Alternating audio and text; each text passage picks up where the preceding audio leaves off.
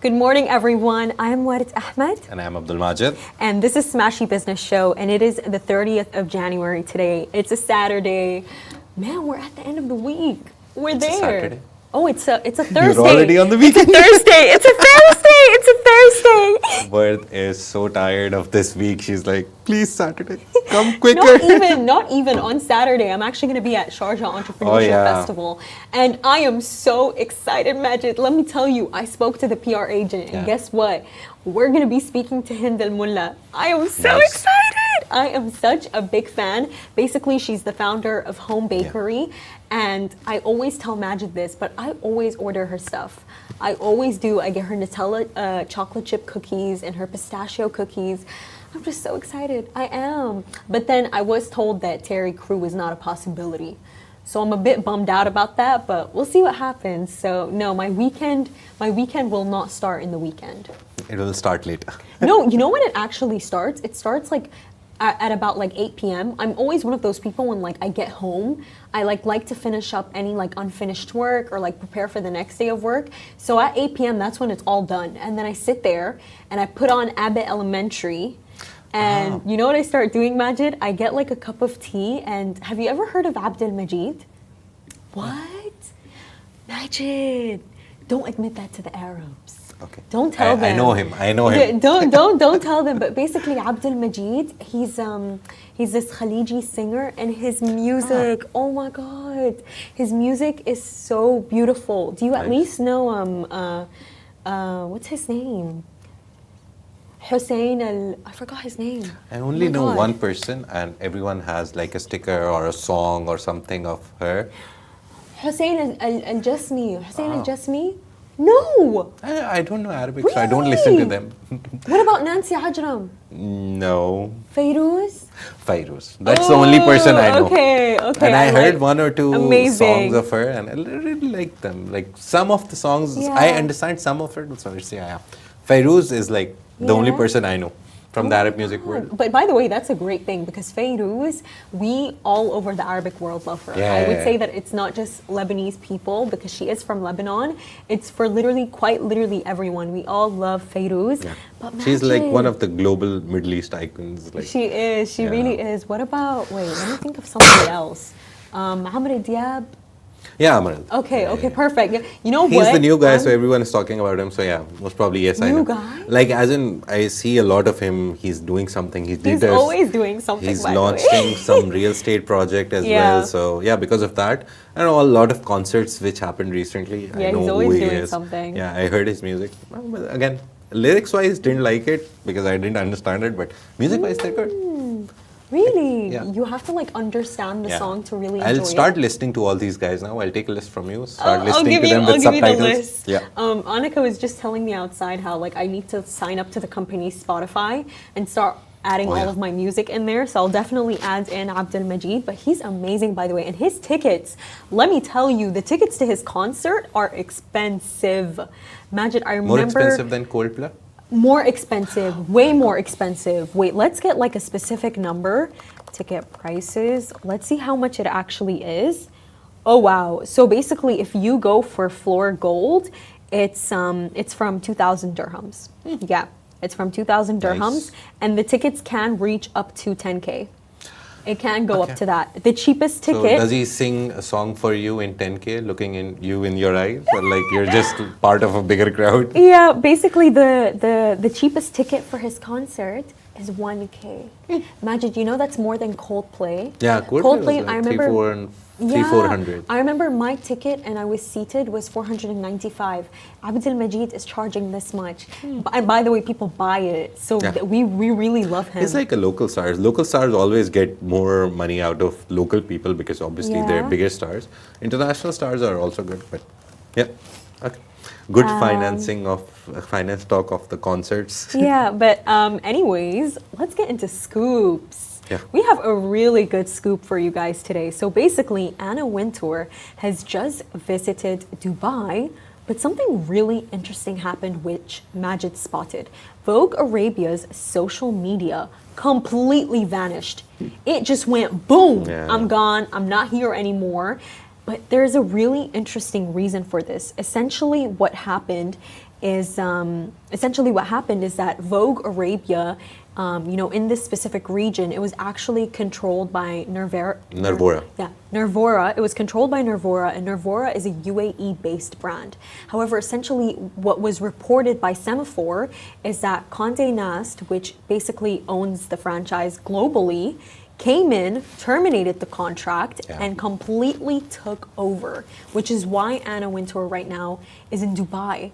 But the reason why this entire story, it's so juicy and it's so interesting, it's because of the fact that Condé Nast actually said that the reason why they did all of this is because Nervora wasn't doing too well in terms of branding, in terms of business, because of the fact that Nervora actually, they raised a court case against them in the US last year. Yeah. However, what they're saying, it's really interesting because no, Vogue Arabia is actually doing great. Yeah. It's doing absolutely amazing, Majid. And it's one of the biggest, I guess, fashion, lifestyle and all that kind of a magazine brand in the Middle East. It's one of the most read, if like I had to guess, it is one of the most read, top 3 most read magazines or I love in the Middle East. And they've had like some of the biggest stars of Middle East on their cover pages. Gigi Hadid, Bella Hadid has been there. Ons Jabeur, the tennis star, she's been there. Saudi princess in a car when they changed the rules that women can drive, she's been there. Huda Beauty. Huda Beauty has been there. They put Huda Kattan and Muna Kattan, Kayali. They had like a sister collage. It was really beautiful. They also had Nancy Ajram. And they also had this Indian actress. Rekha. Yes. Rekha is like one of the oldest gold kind of actress. And Majid, to me, like seeing all these faces that they had, that's what tells me that they were really doing well. Yeah. Because if you know the Arab region, you know that here, not only do you have like all these entrepreneurs like Huda Beauty who came from the US, you have amazing singers like Nancy Ajram, and Indians, the Indian population in the Arab region, it's so big. So the fact that they had Rekha, like that tells me that they completely understood the context of this region. By the way, everywhere that I go, I always see an Indian. I always meet an Indian. Honestly, I love it. Like they're all over the country. But they also had Halima Aden, and I mentioned Halima Aden specifically because she was actually the first hijabi model in the world. Yeah, she was the first hijabi model in the world, and her story is really inspiring, Majid, because Halima actually was born in 1997, and she was actually born in a refugee camp in Kenya. And then right after that, at age 6, she's Somali. At age 6, she actually moved to the US. And you know that when, I remember, I'll never forget this, especially as like a little girl, when do you ever see a model with a hijab? You never, you would never. I remember when I saw the entire thing, it was like such a big story, like 5 years ago. And I remember, you know what she said, by the way? Her first magazine had just come out. Imagine, she was still working as a nurse in the hospital. She went like, I was mopping and all the doctors and everybody was looking at me like, girl, what are you still doing here? Like, and she went like no, like what if it's not like a stable job? But she did absolutely great. So the fact that they brought so many iconic faces like, Rekha and Halima and Huda Beauty, they understood the context of the region. They were doing absolutely great. So I understand why Nervora would sue Condé Nast. I do understand it to a certain extent. I think it's at its core, it's a money move. Condé Nast, apparently they're not doing great in global luxury market. You have to understand it's a luxury brand, it's a luxury magazine. They're not doing good because it's not just someone said it. You can see it in the economics of the world right now. The buying power in the US has gone down. Luxury brands are reporting not that great numbers. So obviously the first thing that you cut as a business when you're not doing good is your marketing budgets. So you don't publish your clothes or all these things, your brand in magazines and online digital.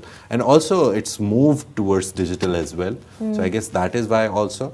The main idea is that Condé Nast saw that the Middle East or the UAE versions, GQ Middle East was also taken in-house by Condé Nast. It was published under ITP. So that also happened. I don't know, there's no case right now between ITP and them. There's no reports of it right now. But Nervora has a very good point that they built the brand in 2016. They made it what it is today, Vogue Arabia, and just swooping in and taking over out of nowhere. That's wrong. I don't think it's wrong in legal matters. We can't comment on that because, again, we're not legal experts. But ethically, morally, if you look at business ethics, I don't think it's a good idea to just come in and say, thank you very much for building the brand. Now we'll take over. Yeah, and it's completely sad because, you know, guys. And this market is doing better in business. Of course. You know, Middle East is the new Europe, as per Mr. His Royal Highness King Mohammed bin Salman, that it's the new Europe. So all the businesses here are flourishing. So their marketing activities also increased with that. So Vogue Arabia was doing, to be honest, if you don't even want some expert opinion on it, you just look at the basics of how marketing works and how all these magazines work. They were doing great, to be honest. They were, and because they were situated in the region, which is doing great. It's such a cutthroat move too, because of the fact that, you know, guys, Majid was telling me basically, Nervora had actually purchased the license for Vogue from Condé Nast, and they were the ones who actually launched Vogue Arabia here. But they were the brand. first ones to do it, and they built it from like you know, ground up. So I really, in this sense, to be honest with you, I have so much empathy for them. And you know what this reminds me of, Majid? Just like a side plot. Yesterday, you know how I went to that shoot for Al Safadi? So I was talking to Abid Al Safadi, and Abid Al Safadi is the son of Fadi, who started the entire Al Safadi enterprise. I believe it was in the 1990s. He told me that we had started the business in Lebanon, our first shop, and then our father had expanded it into the UAE. And you know what he told me that really, I really focused on in that entire story, which made me love Al Safadi more than I already did. Guys, you better go get their meat, their grilled meat, their kebab, the hummus, the fatta, everything, Majid. But basically what Abid told me is that, by the way, most of the employees that we have, he told me that they have 1,100 employees. Yeah. And he said that most of the employees that they have are people that have stuck with them for like 20 years. He told me that his chief of butcher is a Sudanese guy, who's been with his dad for since he actually opened the store in Lebanon. Nice. Isn't that crazy? And I remember I even brought up the story to, you know, my cousin in the car this morning, and he was like, by the way, Ward, if you want to know something about Sudanese people, he used this word in Arabic. They're very mukhlisin. Mukhlis person, Honest. Majid. Not just that, but somebody mukhlis, like they have your back. They wouldn't just.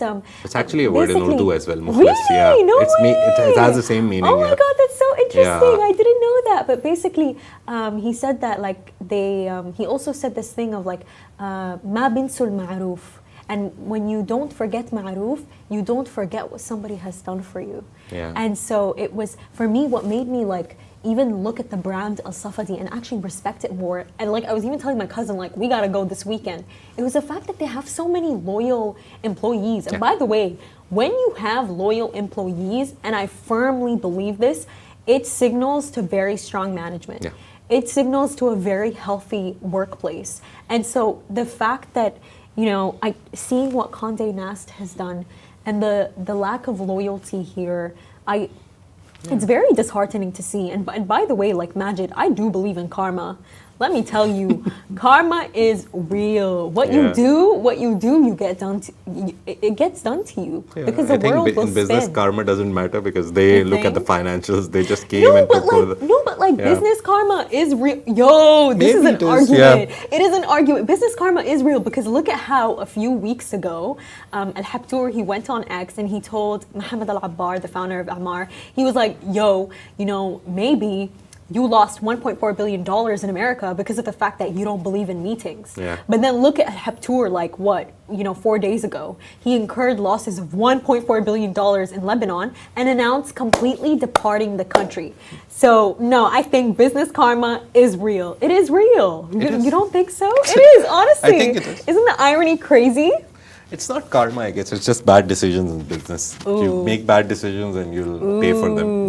That's the hardest, core principle of business. Yeah. Don't make bad decisions. And even if you make it, you lost 1.4 billion. just learn from it and never make that mistake again. And Majid, with these media groups, it's so interesting the dynamic that they all have. Me and Majid were having this discussion.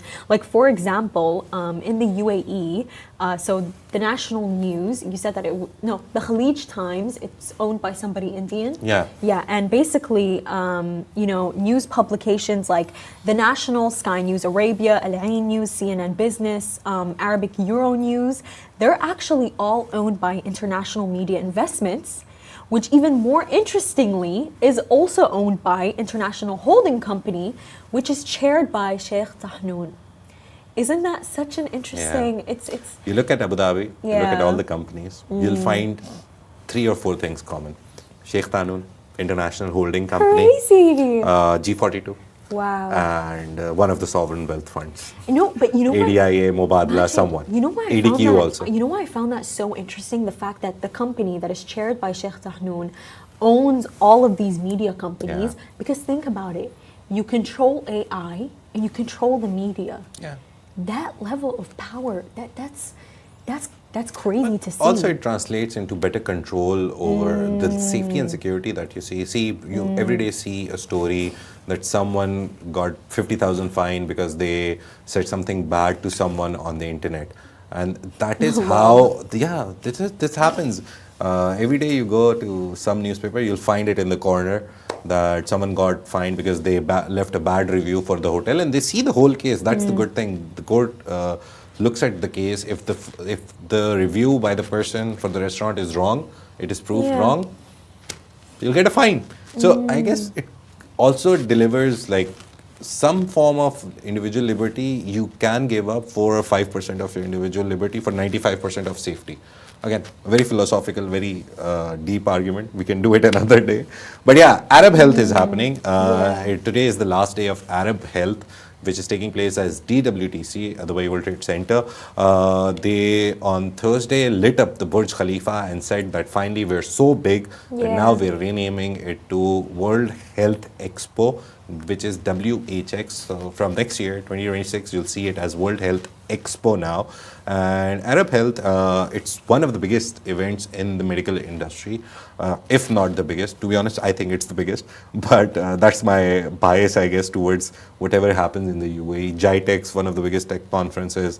So all these things, there's a lot of announcements that came out of it. The very first one, which I did a story in the morning, I found it interesting, is that there's a US investment company. It's a healthcare fund called Akkad Holdings, and they are investing 200 million in Saudi Arabia to build a factory. And what are they building? IV fluid factory. It's not going to be like some modern like great medicine which can like cure cancer. It's just going to be an IV fluid factory. But the main idea behind this factory is that Saudi Arabia wants to create all their medical stuff, which includes IVs, injections, whatever goes into the medical industry. They want to produce it locally, which is a part of like Saudi vision, to be honest, eventually. And they're actually going to build it in King Abdullah Economic City, the Mecca province in Saudi Arabia. But really hearing about this, it's so beautiful to see. And by the way, the health industry in Saudi Arabia, it is booming, Majid. It's doing great. Like, recently I've heard a lot of people who, they've moved to Saudi Arabia and they've set up as nurses, doctors, and the entire system to do so, by the way, is actually very easy. Even more so for women. They really embrace women in their Saudi health Arabia workforce. is the new Canada, because every doctor from the Asian region, they become doctors and they go to Canada.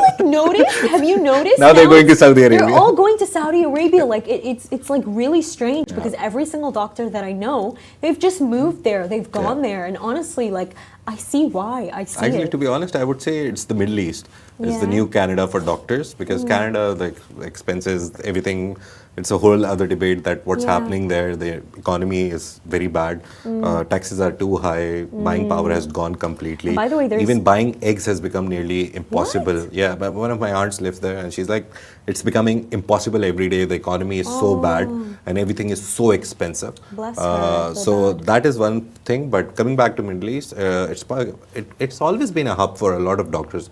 Again, for the third time, I'm telling the story that the very first doctor I went to in the UAE was Syrian. So we have a lot of doctors who come from most of the Middle Eastern countries, and they set up shop or they start working in UAE and Saudi. But now we're seeing that more and more European doctors are coming as well. I recently visited one of the doctors from Ukraine. She's my son's speech therapist. She's from Ukraine. So everyone, it was just the Middle Eastern countries. Now everyone is looking at this region to even come into the field of surgery or anything related to medical field. UAE recently announced that they're making a single license system. I just saw it. I didn't read the full report. Again, very away from business. But I read the main part that every emirate, if you want to work in Abu Dhabi, you'll have to get an Abu Dhabi license, medical license. So you study medical in your country, wherever. You come here, you have to apply for that license, give some exams. Of course. So every emirate had its own exam.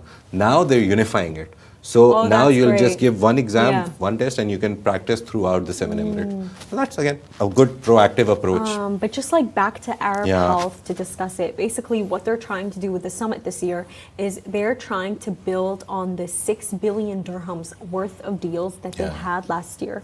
And, you know, this entire summit, you know, to some people it might not be something that's spoken about a lot, but the reason why it's really special because there are 3,800 companies there from 180 countries. And you know, to have all these people there, including Saudi Arabia, Morocco, the US, the UK, China, India, Singapore, Taiwan, that's great that they're all coming there and they're pitching what they have because of the fact that, you know, we know the UAE. You know, Abu Dhabi's been voted as the richest, you know, capital in the world. So, you know, the funding, it's here. And nothing makes me happier than when the health industry is booming, and it's booming for the right reason. Like Majid, I truly cannot wait for when somebody has a solution for cancer. I can't wait to hear that one. No, really, I can't. There is, to be honest, theoretically, there is. But they're saying that they're hiding it. They're hiding not it. that. No. Really, there's a Chinese company. They've developed a very complicated system. It's not easy, but they've developed a complicated system for one form of cancer. They're putting a serum into you, which they've created. I don't know the details. I'm not a chemist, but I was looking into it, and then I went down the rabbit hole. So basically what happens is one cancer cell divides itself and becomes cancer, right? One cell in your body divides abnormally and it develops into a whole tissue which becomes cancer, which you see on videos and pictures. They're trying to stop cells from doing that. So theoretically, there's been a lot of research on cancer. Maybe we'll see today is the last day. Maybe someone comes up with, oh, we have finally developed. But yeah, with AI coming in, that's the most important part. There's a lot of research which took like 10, 20 years now because of AI. The time frame has shortened. So we'll see a lot of AI implications in medical industry as well. Talking about AI, I just like 5 minutes ago said everything links back to G42, Sheikh Qanun, IHC, and Abu Dhabi's M42, which is a subsidiary of G42. So every country with which you hear a number 42, it's under G42. There's Space 42, there's Core 42, data infrastructure, and now there's M42 as well. That's like medical M for medical. And they're showing off the integration of artificial intelligence into treatments now as well. So they're also exhibiting there. And this is one of the interesting things I saw. I was like, okay, they have M42 as well now, which is medical 42. Yeah, they literally have many 42s now. I did not know that existed. I really did not. So yeah, these are the things that are happening. Apparently, Mansoor Al Mahmoud, Qatar's Minister of Public Health, is here. He was there at the event. Dr. Jalila bin Al Sayyed Jawad Hassan, Bahrain's Minister of Health, was there. Dr. Khalid Atif Abdul Ghaffar, Egypt's Minister of Health. So these are like the big 3 people from this region that are there. And talking about the big people, I think we should just mention that there is World Government Summit happening on February 11, 12, and 13. And you'll expect Microsoft CEO Sundar Pichai is coming. And it's going to be held in Riyadh. Which one? World Government Summit. No, it's in Dubai. It's always it's a very Dubai specific event. So World Government Summit is happening. Sundar Pichai is coming. Alibaba CEO again, forgot the name, sorry. Not Jack Ma, the other one, the CEO, he's coming. And Larry Ellison of Oracle, one of the guys which just recently announced the 500 billion Stargate project with Trump, he's also coming. And then you have 30 plus minister of states, like ministers actually, and then 10 or 15 head of states, like presidents and prime ministers, they're coming. It was all announced yesterday at a press conference by Mr. Gargavi. I always forget his full name.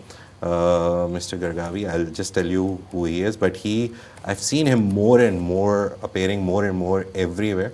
Muhammad Al-Gargavi, I guess. He was at the 1 billion summit as well. It was under his patronage that the 1 billion follower summit. So he's an Emirati politician who is the Minister of Cabinet Affairs of the UAE and the chairman of the executive office of Sheikh Mohammed bin Rashid Al Maktoum in the government of Dubai. So he held the press conference and he announced all these things, that there's going to be nearly 8,000 people.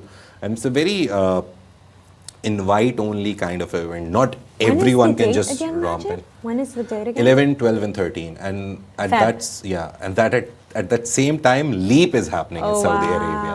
Okay. So yeah, February. They're doing it all before Ramadan. They're doing it all before Ramadan. They're making a lot of work for us. No, but you know what though? Honestly, it's perfect because I was having this discussion with my family, Majid, and they're like, "What? Like, how are you gonna work in Ramadan?" I'm like, "Y'all, there is no choice." No, honestly, like, aren't you like so low? Do you if you no, like? But we have lesser working hours. That's the good part. So it's so going tough. to be like so tough, Majid. 5-6 hours. UAE government has a directive for that. So you'll be working 2 or 3 less hours. Yeah, but that's going to be the good part. I just know there's definitely going to be Ramadan shoots. Like, you know, iftar shoots. Because you know how Sehri shoots. Yeah, you know how like Bulgari, they always host like an event. Yeah. So, everyone has an iftar event. Every hotel. Basically, the F&B market wakes up in Ramadan and they're like, spend billions. I love the food during that time. Like, honestly, I'm so ready. Yeah. Anyways, for our final topic of the day, Saudi Arabia is set to host the regular World Economic Forum global meeting in Riyadh starting 2026. Now, the Saudi Minister of Economy and the president and CEO of the World Economic Forum actually announced this at the last day of Davos, Switzerland, and you know it's so great to see because everyone's going to be visiting Saudi Arabia. Like it's not even just. By the way, their tourism is already doing absolutely great. Like I think last year, in the last 4 months of the year, Majid, they ushered in about $6 billion of money just alone from tourism. But their tourism, it's already doing great. But to see this, that all these big leaders, they're going to keep coming. Like it's like. I don't think it will even be something special for Donald Trump to make his first foreign visit to Saudi Arabia anymore. Because everyone's going there anyways. No one needs him to go. Everyone else is Exactly. Nobody needs him to go. So apparently last year, 2024 April, there was a side event. It was a special meeting of the World Economic Forum. So you have to realize that all these world organizations, whichever name you take, UNESCO, WHO, WTO, World Trade Organization, WIO, World Investment Organization, and then World Economic Forum, these things don't happen once a year. What I've realized after staying in the events industry for like 6-7 months, these events keep themselves alive by taking part in other big events as side events. So last year in April 2024, they had a special meeting in Riyadh. They saw the success of it. Then obviously, most probably, they saw FII 8 happening at such a grand scale, and they realized that we should make that April meeting that we did a regular. So in 2026, it's not happening this year in 2025 because World Economic Forum has already ended. But in 2026, spring, they've said, they haven't said the month, but they've said spring. So we'll have a regular high-level meeting, which means that nearly the creme de la creme of World Economic Forum every year will also meet in Riyadh and Saudi Arabia every year before or after the World Economic Forum. So that's a good sign, again, for Saudi Arabia. I just have a fear that FII 8 may lose its importance because it's called Davos in the desert. Honestly, I feel like it's more tech-based, by the way, especially seeing the discussions. FII 8? Yeah, I feel like it's more tech-based, especially the discussions that they were having. Yeah, the focus to was be honest, on AI. last year I thought every event was tech-based because everyone was talking about AI. Even I remember when I was at Global Media Congress, that was like that's exactly what they were discussing. But I guess it's the digital transformation across the globe and AI coming into play. That's the main thing. So yeah, this is like a very short story. And the AI boom that we've seen was recently brought to a halt by DeepSeek. And I wanted to talk about it, but I don't think we have time. But just to give you some updates before we leave, DeepSeek has been banned in Italy because Italy was like, tell us how you're gatekeeping the bad things. And DeepSeek was like, thank you very much, we're not telling you. So Italy has banned DeepSeek, you can't access it in Italy. Didn't we predict this? We predicted that the same thing that happened with the TikTok ban would happen with but this time it's Italy. I don't know why. And to be honest, any European country doing one thing, the whole of Europe follows it. So most probably DeepSeek will be banned in Europe. The second thing that happened recently with DeepSeek is that Microsoft, which is the backer of OpenAI, the biggest backer of OpenAI, they've started an investigation into the API being used by DeepSeek. Microsoft believes that DeepSeek founders, they used OpenAI's API. API is basically one software talking to the other software and sharing data. So they basically think... If they did that, that's so smart though. And then there's the last thing that is the most important thing that I saw. Scale AI is one of the biggest startups in the world right now. And its founder was talking to CNBC. And the video clip where he says that DeepSeek has 50,000 H100s and they use those to train DeepSeek. He made that claim on CNBC and the clip was shared on social media. It's just a claim though. And Elon Musk, interestingly, went there and replied, yes, I agree. So yeah, there's a lot of So there's things. no confirmations. As There's we no know confirmation. Now, there's a lot of H800. But in the end of the day, to be honest with you, Majid, I think they're just all intimidated by the fact that OpenAI used $7 billion and they're to build using just ChatGPT, and they 6 just million. used $6 million. So I think they're gonna try and find, even if listen, That's in the main life, point. I truly feel like everything has a fault in it. By the way, I just think that in this one specifically, they're gonna nitpick it for sure, 100%, and they're gonna try to find a fault just for America to look better again. And with that being said, thank you so much for watching, everyone. This is Smashi Business Show, a Smashi Business production under the Augustus Media Podcast Network. You can find our newsletter on Smashi TV, and please make sure to follow us on all our channels. Have a lovely day.